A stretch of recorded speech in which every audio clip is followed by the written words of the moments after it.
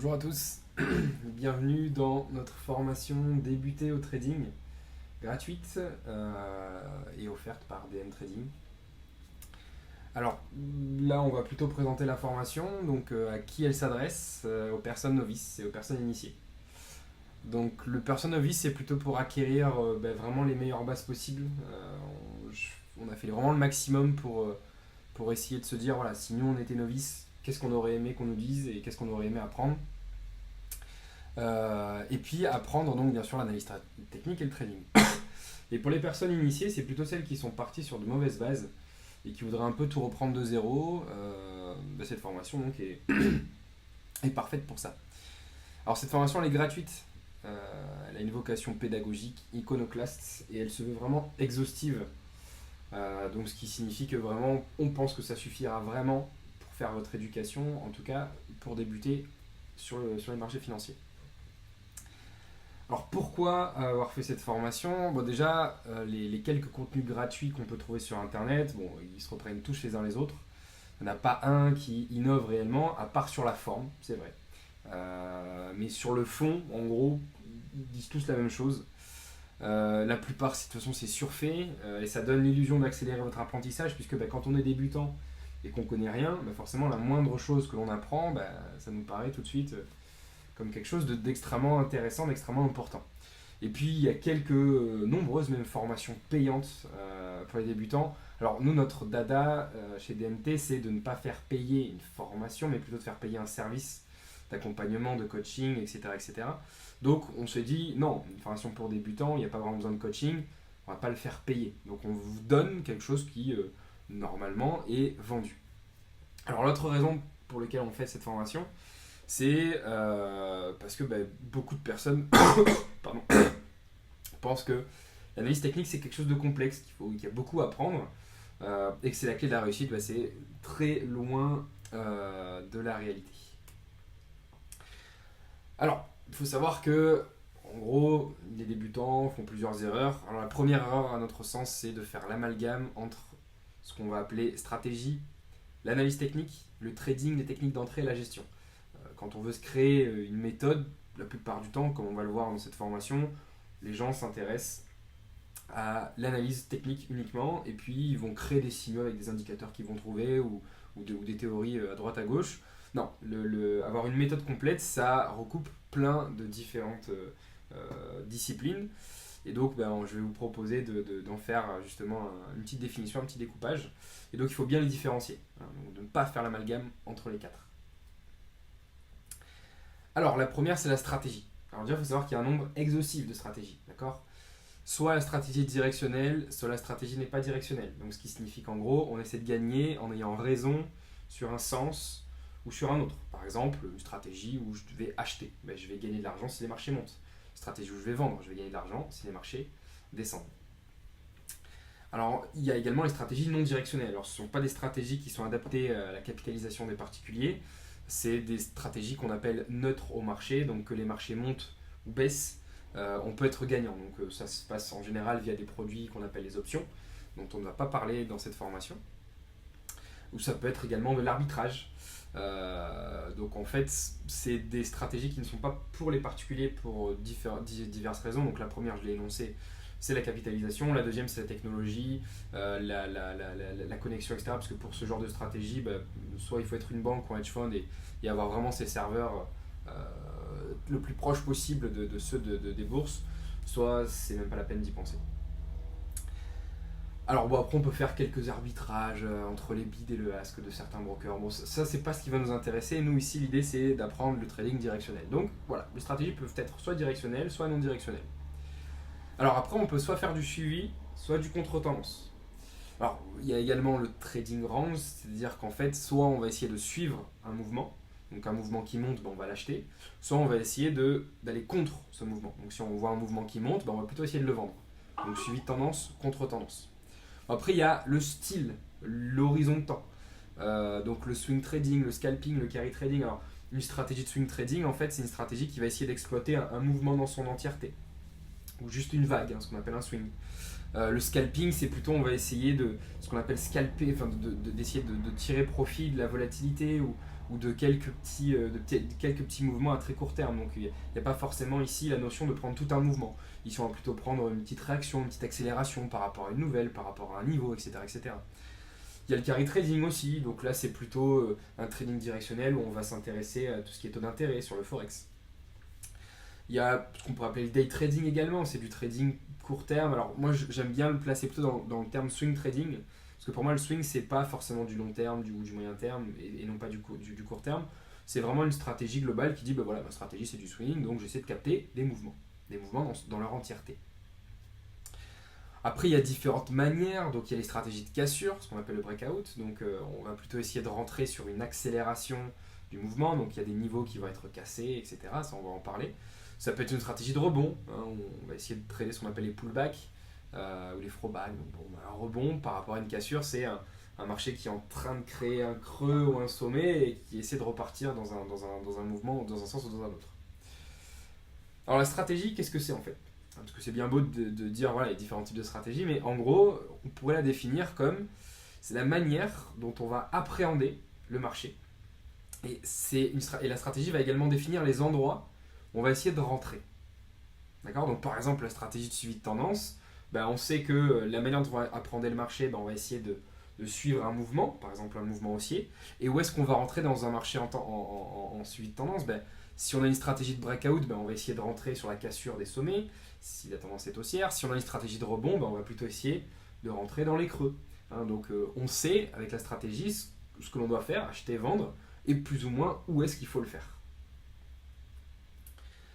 Alors, on peut également utiliser plusieurs stratégies en même temps. Hein. Il ne faut pas être mono-stratégie, il faut s'adapter au marché. Donc justement, la stratégie, on doit choisir le terrain de la stratégie. Donc quelle paire est-ce que l'on va trader ?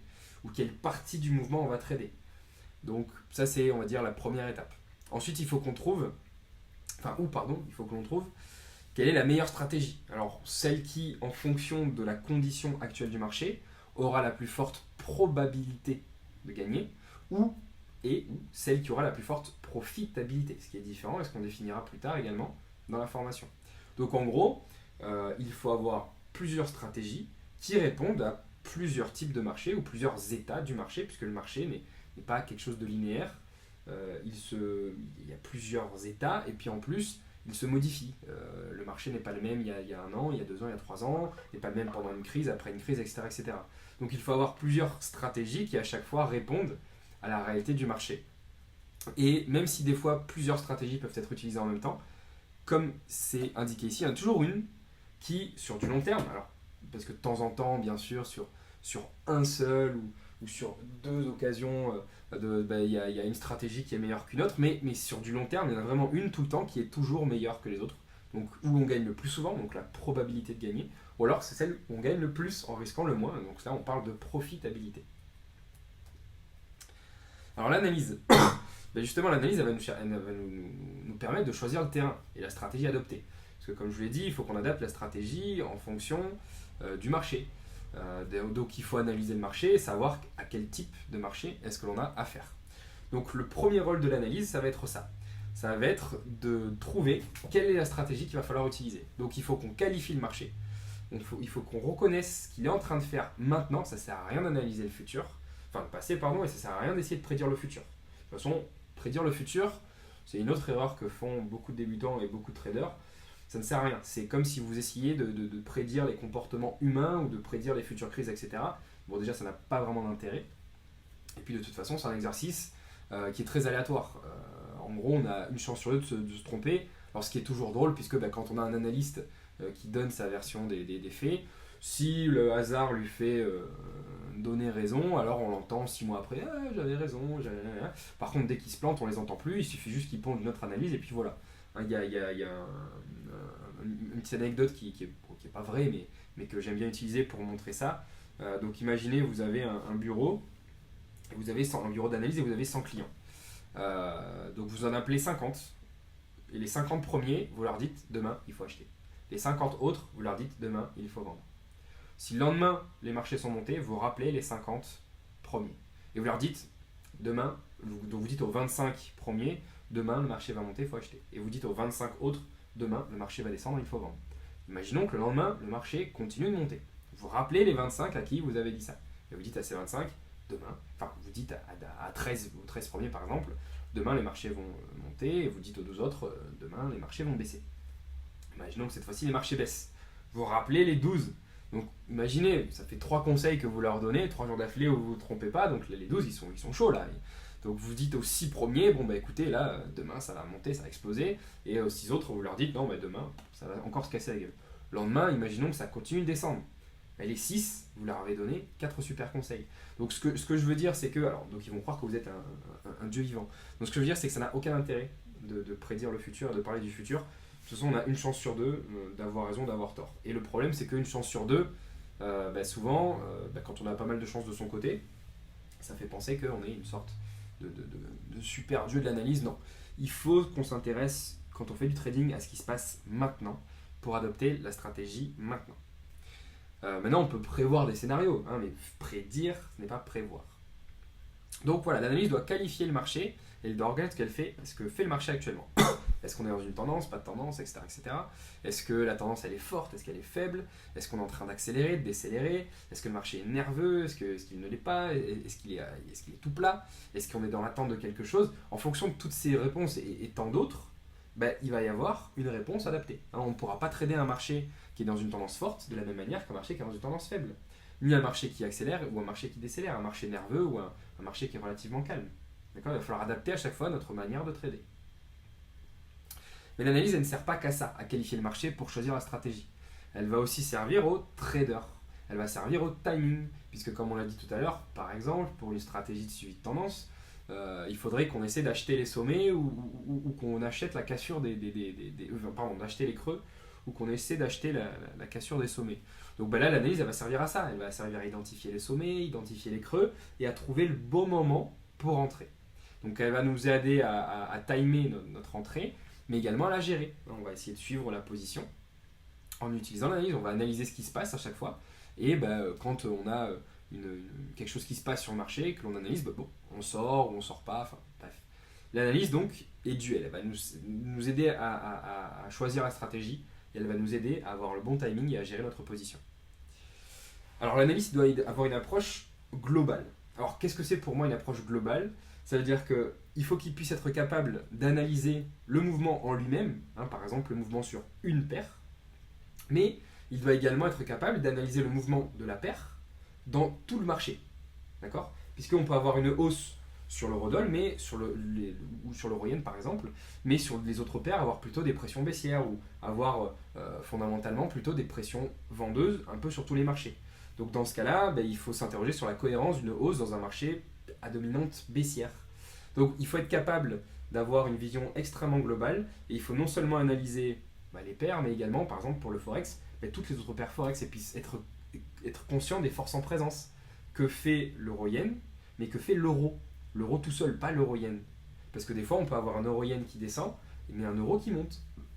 Donc voilà, l'approche de l'analyse doit être globale. Alors, apprendre et comprendre les stratégies et l'analyse des mouvements du marché, c'est ce qu'il y a de plus long. Et c'est ce qu'il y a de plus chiant à comprendre et à apprendre au début. C'est difficile parce qu'il y a beaucoup de choses à voir et en plus c'est très théorique. Donc on va dire que c'est ce qu'il y a de plus compliqué au début parce qu'il faut accumuler des connaissances. Mais attention, on n'accumule pas vraiment de l'expérience, on accumule des connaissances. Par contre, une fois que les connaissances sont acquises, c'est beaucoup plus facile de les mettre en œuvre. Donc c'est-à-dire qu'en fait, ça peut être long et compliqué au début de comprendre un peu comment on analyse, quelles sont les différentes stratégies, comment les mettre en œuvre, etc.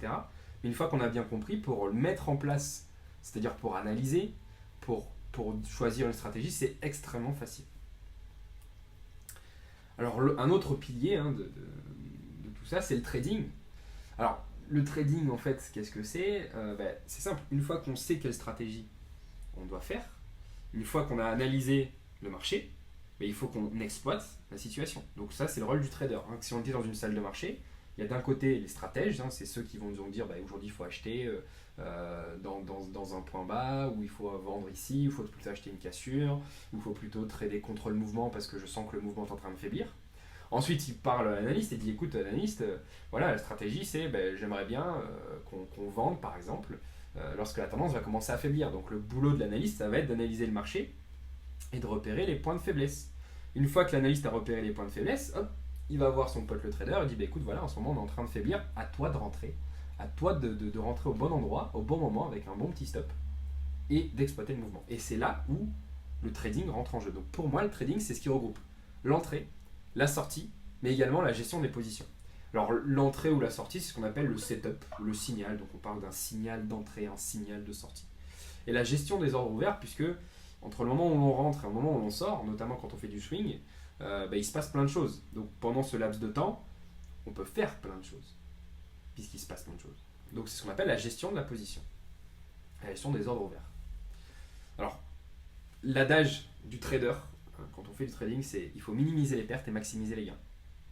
Alors, peu importe la manière. Donc minimiser les pertes, ça peut être en nombre, et maximiser les gains en nombre également, c'est-à-dire qu'on peut essayer d'avoir le plus fort taux de réussite possible. C'est-à-dire gagner le plus souvent et perdre le moins souvent. Mais ça peut également vouloir dire minimiser les pertes, c'est-à-dire perdre peu et gagner beaucoup.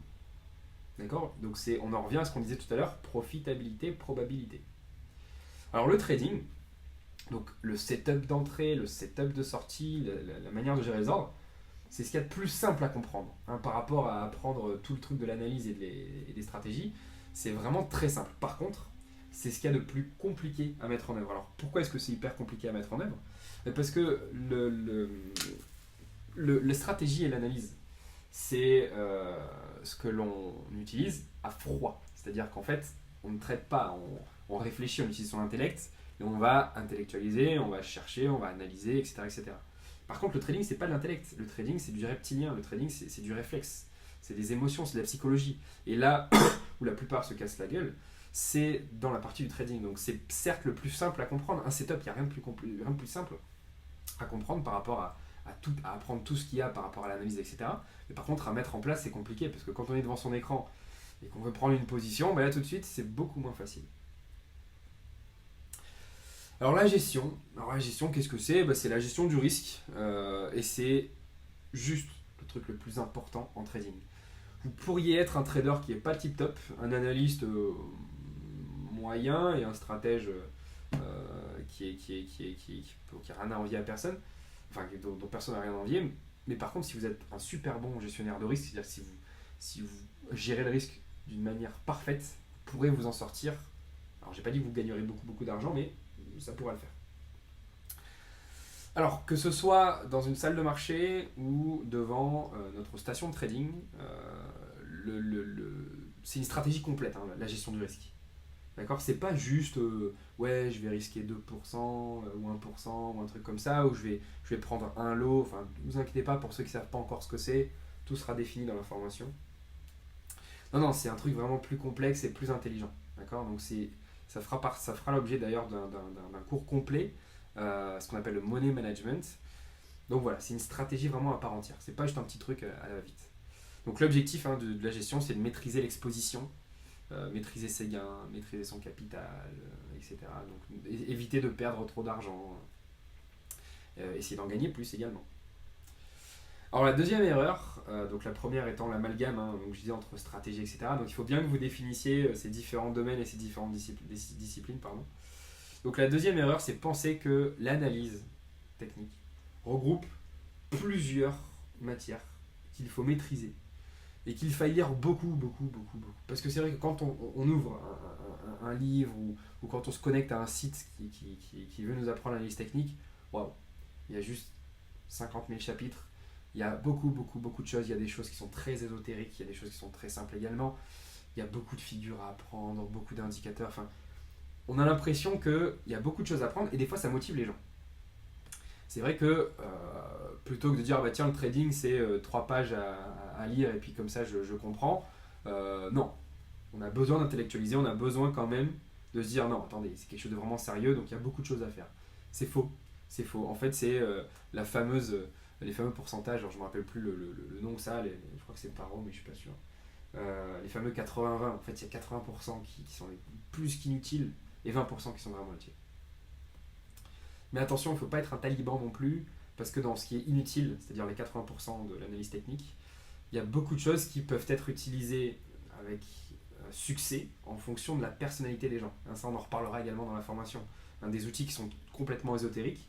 Si certaines personnes ont un confort ou adorent l'utiliser parce qu'ils aiment ça, il faut qu'ils le fassent. Mais ça, on en reparlera plus tard. Alors, donc l'analyse technique, on va le définir dans le cours suivant, enfin dans un des cours suivants. Ça fait partie de la grande famille de l'analyse comportementale qui, comme son nom l'indique, consiste à analyser le comportement des acteurs sur le marché. Alors l'analyse technique, en fait, qu'est-ce que c'est? On étude le graphique qui représente donc le prix. Donc l'analyse technique, c'est l'étude d'un graphique et on va étudier plein de choses sur le graphique. On va étudier sa tendance, sa volatilité, on va analyser ses indicateurs. On va utiliser des indicateurs mathématiques qui vont modéliser quelque chose, modéliser les forces, modéliser les faiblesses, modéliser le sens, bref, plein de trucs comme ça. Donc, l'analyse technique, donc, c'est l'étude du graphique qui représente le prix comme on va le voir un peu plus tard. N'oubliez pas que là on est juste dans la présentation de l'information, donc tout ce que je dis va être recreusé plus tard. Alors dans tous les cas, de toute façon, la meilleure approche c'est l'humilité. Il ne faut surtout pas théoriser l'évolution du marché, il faut plutôt la qualifier. Il y a plein de trucs comme des théories qui théorisent l'évolution du marché. Par exemple la théorie des vagues Elliott, la théorie de Fibonacci, enfin c'est pas une théorie mais il y en a qui théorisent là-dessus. L'Ishimoku, les cycles de Hearst, peu importe. Non, le marché ne peut pas être théorisé. Le marché ne peut pas être modélisé. Il faut plutôt le qualifier. Il faut dire le marché est comme ça, alors il faut que je fasse ça. Le marché n'obéit pas à une théorie. Le marché n'obéit pas à des lois, si ce n'est l'offre et la demande et le hasard. Enfin, quand je dis hasard, c'est la survenance aléatoire d'événements comme des crises, des trucs comme ça, qui font que les investisseurs, les spéculateurs se positionnent d'une certaine manière. D'accord ? Donc il faut rester très humble. Et même si un jour vous pensez avoir trouvé un indicateur ou une théorie ou un truc qui fonctionne vraiment bien, parfait. Peut-être que c'est quelque chose qui fonctionne bien parce que ça permet une bonne qualification du marché, mais en aucun cas il faut l'utiliser pour théoriser l'évolution du marché. D'accord ? Alors après, c'est une dérive égotique. J'ai vu plein de blogs, plein de trucs comme ça super marrants, un peu folkloriques, où les gens inventent des trucs. J'ai vu des gens qui traçaient des lignes un peu de partout et qui disaient en fait, donc ils donnaient des noms aux lignes, parce que c'est bien, on donne son nom à son travail. Enfin, il y a un petit côté universitaire que le cerveau humain adore utiliser. Et du coup, voilà, on va un peu théoriser tout ça, on va donner son nom à son indicateur, à son truc, à son bidule, et puis on va fanfaronner un peu en disant, voilà, moi, mon indicateur, mon ci, mon truc, mon là. Non. Il faut rester humble, d'accord ? Le marché, il monte, il descend, ou il ne fait rien. Point barre. Alors, l'analyse technique, comme j'ai dit, se décline en plusieurs matières qu'on va essayer un peu d'apprendre dans cette formation. Alors, il y a le principe d'action-réaction. Il y a ce qu'on appelle, alors principe d'action-réaction, en gros, c'est les supports résistance, les zones d'achat, de vente, les zones de demande, comment ça s'appelle, d'offres, etc., etc. Après, il y a ce qu'on appelle le chartisme, les champs des japonais, donc ça, c'est tout ce qui est configuration du prix, puisque le prix peut dessiner ce qu'on appelle des configurations, des formes, qui indiquent quelque chose, qui qualifient quelque chose. Il y a des figures qui identifient une baisse de volatilité, des trucs comme ça. Ça peut être vraiment utile. En plus, c'est super cool à faire. La psychologie du marché, également. Donc, l'analyse technique peut se proposer d'étudier, d'analyser la psychologie des intervenants. On verra pourquoi et comment. Ça peut être l'étude des volumes, des cycles, de la volatilité. Volume et volatilité, c'est pas pareil. Pareil, on définira tout ça. Ça peut être également plutôt d'une approche statistique, c'est l'étude des indicateurs, des mathématiques, des probabilités, etc., etc. Bon, comme on a dit tout à l'heure, beaucoup de matières. Mais surtout, il y a beaucoup de redondance dans tout ça, notamment dans les indicateurs, par exemple. Beaucoup de redondance dans les indicateurs, beaucoup de redondance dans le chartisme, beaucoup de redondance dans les principes d'action-réaction. Donc au final, comme j'ai dit, la règle des 80-20 s'applique également au trading. Les 80-20, c'est 80% des richesses appartiennent à 20% de l'humanité, enfin vous voyez ce genre de truc. Voilà, là, c'est 80% des choses sont inutiles et 20% sont vraiment utiles. Alors, petite erreur numéro 3, penser que l'analyse technique se suffit à elle-même. Alors ça, c'est un écho à la première erreur, c'est de penser que c'est ça le trading, que le trading, c'est l'analyse technique.